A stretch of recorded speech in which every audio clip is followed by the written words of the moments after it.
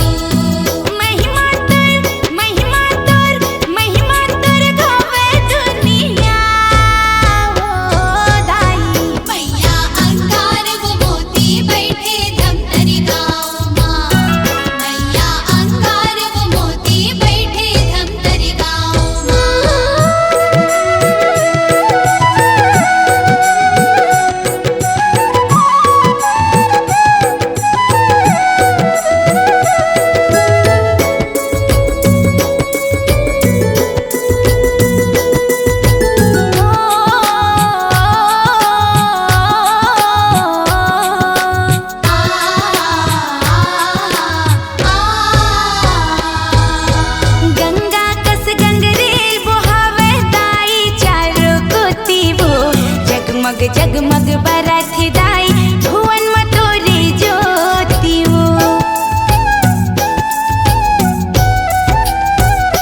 हो गंगा कस गंगरेल बुहावे दाई चारों कोती वो जगमग जगमग बरत दाई भुवन मतोरे ज्योति वो गंगा कस गंगरेल बुहावे दाई चारों कोती वो जगमग जगमग बरत दाई भुवन मातुर ज्योति वो महिमा तुर गावे दुनिया वो दाई मैया अंगार मोती बैठे धमतरी गाँव माँ मैया अंगार